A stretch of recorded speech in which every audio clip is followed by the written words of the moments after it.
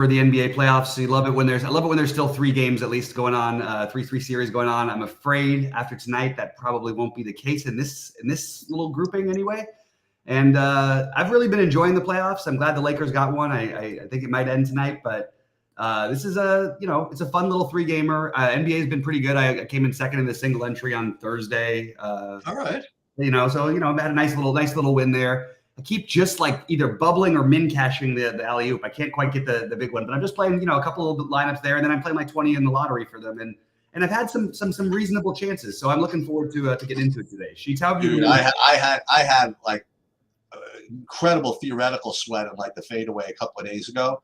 The theoretical sweat because it was a small slate, and I was like the only unique lineup like in the top like bunch. Like I was in third all by myself, surrounded by a tied for first and second and fourth, and like all within like 2 points of one another, whatever it is. So one thing flew one way or the other. I could have even had first myself, or like tied for or solo fifth for like $102, something like that. So right. So that was fun. And listen, it's tough. Like everybody's playing, everybody's maxing out. There's not that many combinations, so it's tough. It's tough to get different. So what you got to do is take some kind of stance or have some kind of take, I think, and then just kind of roll with it. So like for example, like do you have any like opinion on any of these games? Yes. that is like might be a little different about how the game could go or anything like that? Because I think that's where we kind of have to start, right? Well, let's just start with the Boston Miami. Boston. They're coming in like 100-point favorite on the road. I guess it's like the end of the story, I suppose. Do you agree with that? I mean, do you think that Miami keep it close? I mean, what do you think of this game? I mean, Miami shot the complete lights out. It was one of the best shooting performances in game 2 where they got that game. And I just can't even believe that like, it was wild. And it was like an 18-point spread or something, which is like, you just don't see that in the playoffs very often. Right. But I mean, look, I don't know if I'm going to bet Miami to win, but I do like the plus 11 at home a little bit. And with Miami, there is a hot hand thing that could happen. You could see somebody end up getting some extra run. They don't really have that many adjustments more that they can make like going into the game because they just don't have the bodies to do it. But I certainly think like Jovic is going to be a staple. Should we pull up your screen or do you want to just talk through it? Either way, it's sure. Okay. I think Jovic it's kind of like a shell Saberson build I did earlier. Oh, nice. Yeah, I've got I don't know, like, so I have I don't understand why Jovic isn't like the most obvious piece of chalk on the slate. Somebody's gonna have to explain that one to me. I will go back to what I said though in game 2. The way you won all the money in game 2 was you got the 5% Tyler Hero crazy game. That's how Miami can do it. They need Tyler Hero to go completely nuts, and he's going to be really low owned. He has in 2 of the games he scored 24 and 20 fantasy points, and the other game he scored 56. He has the upside as the kind of guy who could break the slate. So I like him as the get different piece in this game, because you're really going to have trouble getting different anywhere else, at least in this game. That's what I have is Hero. Yeah. Now again, just as far as like my Saberson runs or whatever, I'm getting all kinds of stuff from this game. Essentially, almost all my ownership is coming from this game. Mm-hmm. Actually, that's not true. Hold on. Only because I was filtering it that way. Sorry about that. But I was getting a whole bunch of Caleb Martin. Like at 4,500, I would be getting like 65% of him. So I guess that would be the main guy I would get from this game. Somebody like Sam Hauser probably makes a lot of sense from Boston. You get blowout run maybe, and he might play anyway. I'm seeing him at like 7% ownership, like early, so maybe something like that if you didn't believe that the Miami keeping it close thing. Jovic, yeah, I mean, I'm not really getting too much of it. So if that's the case, maybe he won't be very popular. Is this one of those things where if you think it stays close, you should also play Boston guys? Is that how you can get? I think you're going to end up getting the Boston guys naturally. I just think that. Well, I actually don't know if that's true. I have everybody on Boston as rated fairly similarly. I think the upside versus price of Jaylen Brown is appealing. I think Tatum I think those are my favorites, Tatum and Brown, probably followed by Porzingis, White, then Holiday. But I could talk myself into playing Derek White, I think maybe a little bit more. He's 5,900. That makes the most sense to me. What I really don't understand, and it keeps happening, and I'm just going to keep asking why Caleb Martin would be higher owned than Jovic. I really don't understand it. It's so baffling to me, these projections with Jovic, and I just don't like, what does the guy have to do? He 6X's every time, or 5 plus X's every time, this 4,800 price tag. And whether he plays the minutes or not, he always gets there, basically, or close enough. Even if he puts up 20, that's fine with me. But both he and Jovic and Martin are the priorities. Heroes, the get weird play. I like the idea of maybe playing one of Brown or Tatum. If I can't get up to them, I would go Derek White. That's sort of my outlook for how I'd treat this game. And I think Al Horford as a value piece certainly makes a little bit of sense. Didn't myself get to Pritchard today, but he was the other one I was considering. Well, I mean, one of the reasons why Jovic is not going to be 100% on. I mean, then you don't get to play Jokic or not, and Davis if you want to do those two. Those have a lot of center points from those two guys possibly. Yeah. But listen, is it the lowest total? It's tied. And it's the earlier game. I do think. What is this? Is this 2-1? Mm-hmm. It's 2-1 Boston, and they're massive. A lot of respect for Spoelstra, always. So I think I agree with you. I'm inclined to believe that Miami does keep it close. I don't think they're gonna be. I think that if they do keep it close, it could end up being like a competitive, ugly game. Yeah. In which case, it might not be particularly fantasy friendly. So.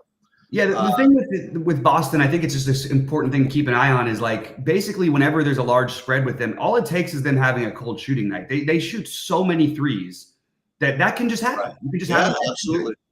So there's no reason why we have to just assume they're going to win every game by 25 points. I just don't buy it.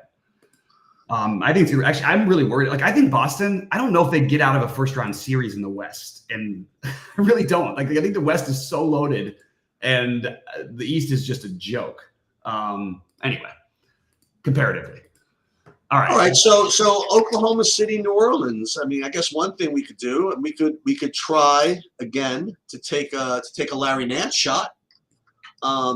Just when you're completely sure that it's going to be the Valanciunas show, I guess.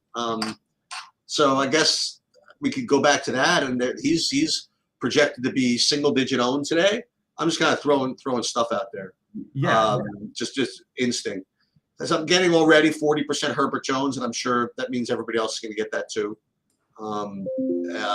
Najee Marshall, I'm getting some of him at 3,800 just to save some money. I'm not getting any Shea if that helps. So maybe you could do something like that. But I guess that would be my one take again, is to continue to just try the Larry Nance thing. What do you like from this game? I have no idea why Larry Nance is projected where he is. I don't buy that he's not going to be owned either. I just think everybody's going to catch up and realize these are just bad projections. And I see him everywhere, by the way. It's not just 30% or anything. I don't think anybody's even close on Larry Nance. He just put up 36 in the last game and got all the minutes. Why are we assuming that Larry Nance is going to be out of there and it's going to be all Valanciunas this time? It just makes no sense. And neither of them. He really had 36 fantasy points his last game? Yeah, he had 36. He played all the minutes too. Valanciunas played 11 minutes. So then he's going to be chalk. I've watched this series very closely, and it is absolutely clear that they have. First of all, they cannot stop Valanciunas whenever he wants to do it. He can do whatever he wants while he's in the game. They don't care. They're willing to give up those twos because they cannot guard OKC with Valanciunas on the court. There's just no way for them to do it. They spread him out. Chet's wide open all the time. Right. And it's just there's just nothing they can do. So I think Nance is the logical play. All right, good. So I'm in on that, and I'm also in on taking some shots on Valanciunas when he's going to be alone because I was watching game 2 and Valanciunas scored the first 15 points of the game. It was he did so easy. He sure did. So I'm in on trying to use one of those guys. Ingram versus McCollum. You're going to get lower ownership on McCollum. That's fine with me. I'd go that route. I do like using the filler pieces like Herb Jones because you're going to get a million minutes. I'm probably higher on Trey Murphy than most people are. Najee Marshall is a piece you could use for value to make some things work. And by the way, I wouldn't be surprised if Najee Marshall plays some of the 5 and neither Nance or Valanciunas play at some point of the game today. I think you're going to see that for maybe the first time in the series. Or actually, that's what you could do then. I mean, you could play min one of Marshall or Nance in your lineups or something. Yeah, and I like that idea. And Nance is going to be one of my staples today, so I don't really care about where he's being projected. I'll gamble on it just from what I've seen in this series. I think Shea is a better spend up than the other guys. It's a closeout game. I do think they want to get this series over with, and I think that this is a good time to take advantage of that with Shea. If I'm not playing Shea, I definitely like to get to Jalen Williams. Chet is this is a great matchup series for Chet. So I definitely want one of those guys, Shea being my preferred one. I guess Chet would be second ahead of Jalen Williams. It's pretty close between those two for me. But I'm going to use that center spot on Nance, so maybe it'll end up being with more Williams, even though I like Chet better. Giddey, you never know what it's going to be for Giddey. It's feast or famine. I have no problem with the gamble, but I think it should be looked at as a little bit of a gamble. And then Dort, you have all the minutes. I also, as I suspected early in the series, Cason Wallace is definitely one of their, they're going to have him out there, 18 to 20 minutes. He's not going to be playing 10 minutes. He's not going to be playing, whatever. He's going to play his 18 to 20 minutes. I think pretty much no matter what. He's 3,300. Aaron Wiggins is 3,400. They're both really more defenders, but I would prefer obviously Wallace over Wiggins. But yeah, I think you're using the value for in some spots here, and I think you're using a good amount of Shea. That's what I've got. I guess AD and LeBron are going to play as many minutes as they can handle. Yep. It's a tough place to play as many minutes as you can handle. Yeah. That's the problem.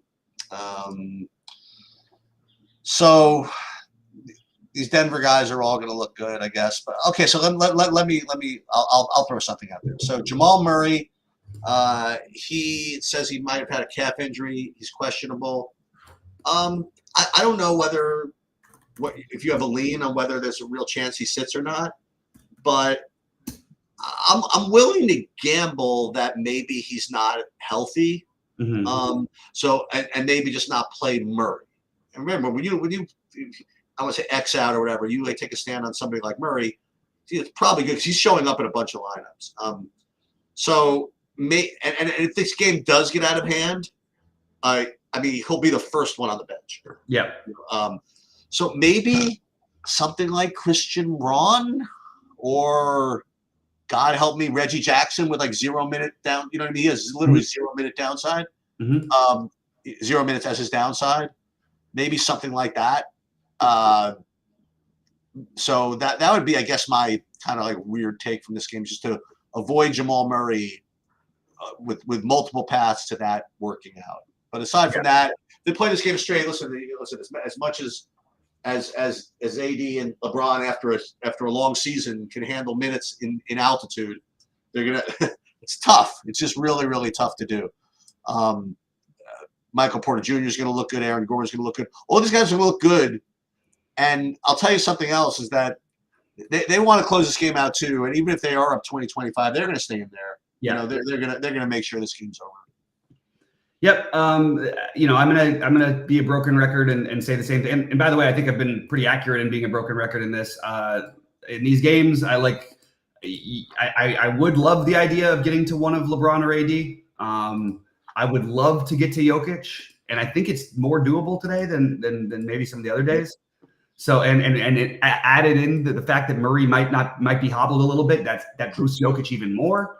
Jokic with a 67 projection that could easily be 70, and he's the best point per dollar play on the slate. So I don't really know how he's the bad play. I like the Jokic lineups today.